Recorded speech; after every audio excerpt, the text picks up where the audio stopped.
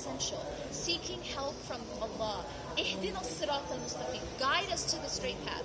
We are dependent, absolutely dependent on the guidance of God. There is no way that I can know what to do. There's no way I can know what to do. I have to ask Allah to guide my steps and to guide my heart. Okay?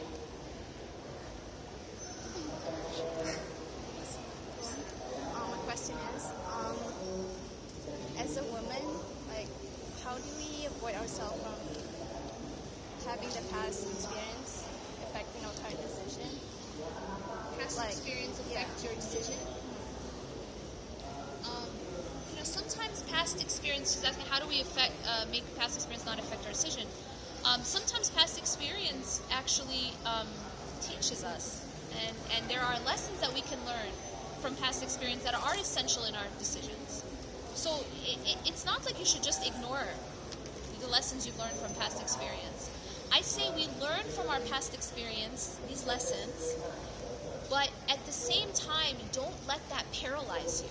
Because honestly, the fear and anxiety and paralysis comes when we are relying on ourselves instead of Allah. Like if I think I have to protect me, I'm always going to be anxious. If I think I have to protect me, I'm always going to be anxious. If I think Allah is going to protect me, then I won't be anxious. Does that make sense? What if like that fear comes from like we're kind of like fear of having someone else to do the same thing over I know, but that's what I'm saying, is that protection, where does it come from? The protection from somebody hurting me, where does it come from? Does it come from myself? Does it come from me being so clever? Does it come from me, risk assessment, as the dude said in the other lecture? It doesn't come from that. It doesn't come from my own planning, my own, yes, I do my part, but ultimately, where does the protection come from? That's a very important question. It comes from Allah. So I have to put my trust in Him and not in myself. Did you understand that concept? If I am relying on myself to keep bad things from happening, I will always be anxious. I will always be afraid, and I'll be afraid to take even half a step anywhere, ever. Because I'm so afraid, what if I do this and this happens? What if I do that and this happens? This is reliance on myself. This is reliance on myself. I have to do everything right or else this is going to happen. I have to protect myself. Even we do this with our kids, right? I have to protect my kids, so I'm constantly anxious. But I'm not the one protecting anybody. I'm not the protector. Allah is. So what it really has to do with, yes, I am going to do my part, but at the same time, internally, I'm at peace. I'm not anxious because my trust is in Allah. That's what i'aqinha wa tawakkal means. That's what tie your camel and put your trust in Allah means. It means I'm doing this both at the same time. I'm doing my part, but internally I'm at peace because I have tawakkul. I am trusting Allah with the result. The result is with Allah. I'm doing my part, but the result is with Allah. So simultaneously, while I'm doing my part, I have my trust in Allah, and therefore internally I'm at peace. Salam.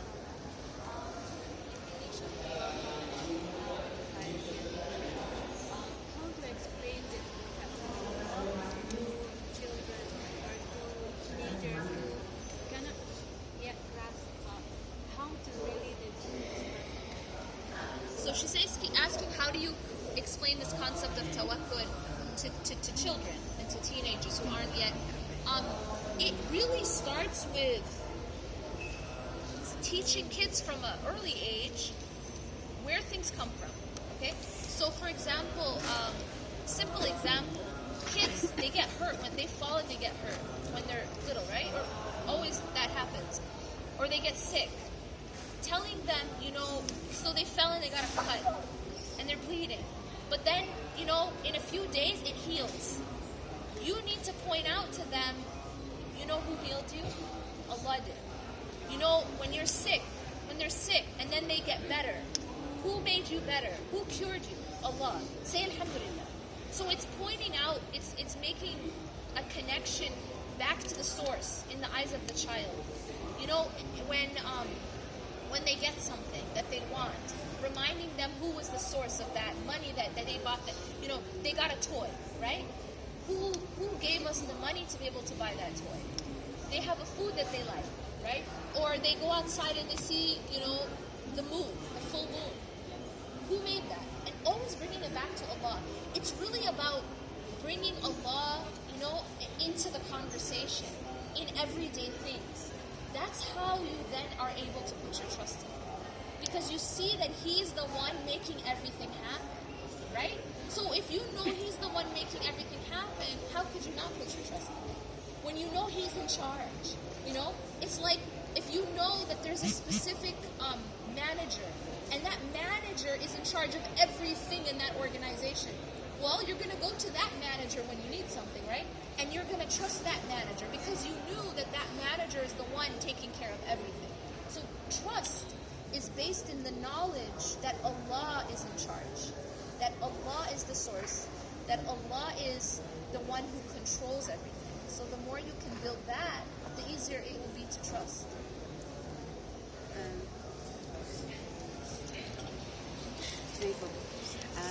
I think the question is very relevant to children. I think it would be easier to inculcate the love of Allah to children.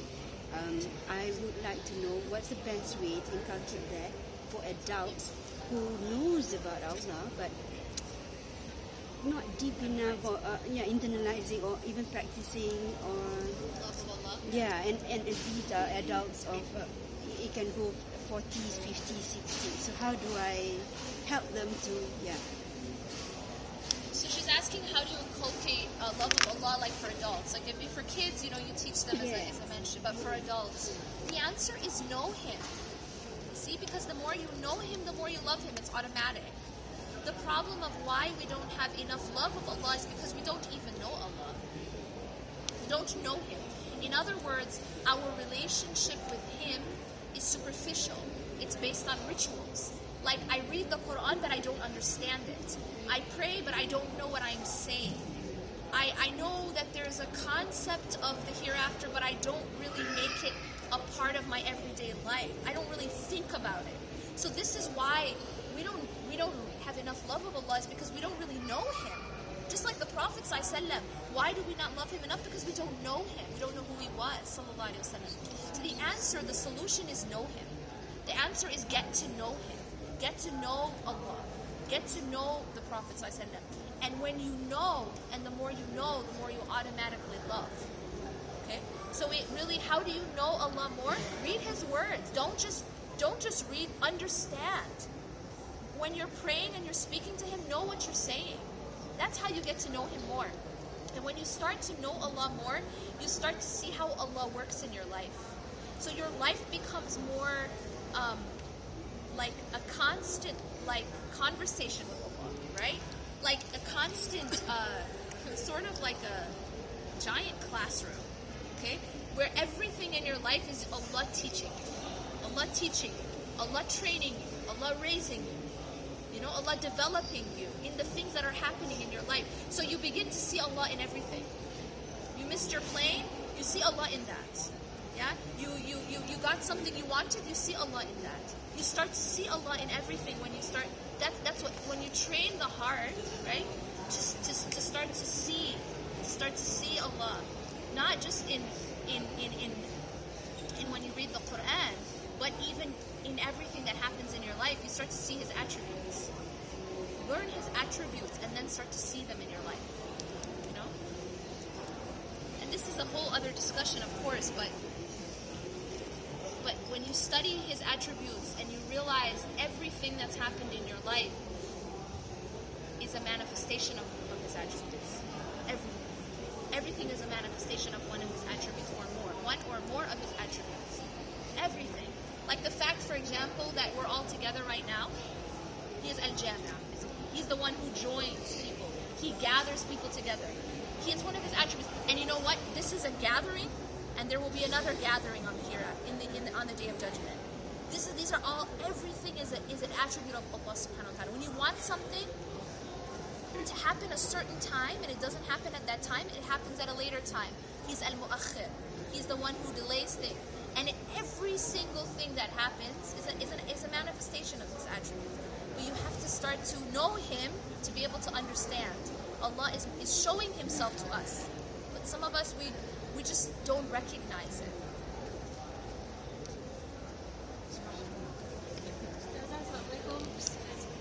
So where is the difference between letting go, closing the chapter, and then having still the patience and holding on to the hope?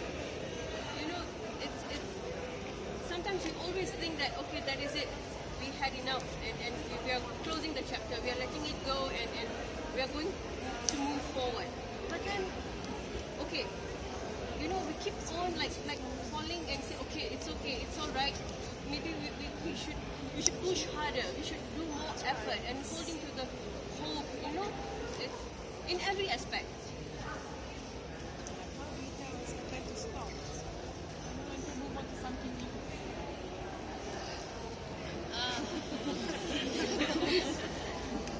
So your question, to repeat her question, when do you know when it's time to let go, move on, and when it's time to keep holding on, and is that hope?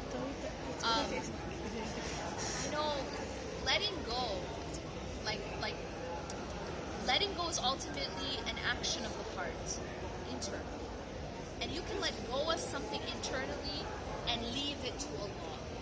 You know what that means? It means that internally, I've given it to Allah, I've let it go internally, and if Allah brings it, alhamdulillah. If Allah does not bring it, alhamdulillah. But inside I've let go. Does that make sense? So it really is about, am I letting go of this? It has to be this. Inside. And letting Allah decide. It really is about letting Allah decide. It's not easy.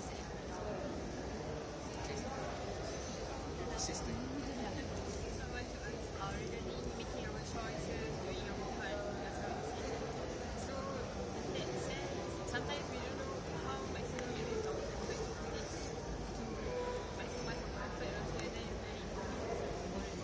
And then the second one is, along the way when making the choices, we tend to make like wrong things and doing mistakes, and after that we just come back to Allah.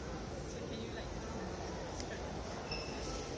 Well, I'm not sure I understand the second part of the question, but the first part of the question, you're talking about putting your effort and then giving it to Allah.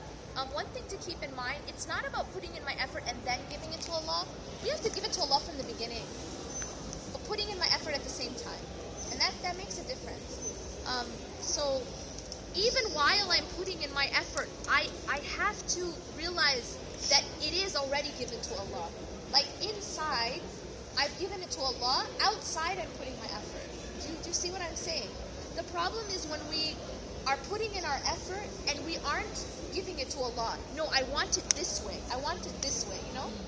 But putting in our effort should be happening at the same time as giving it to Allah. Tawakkul happens with the effort, not after the effort.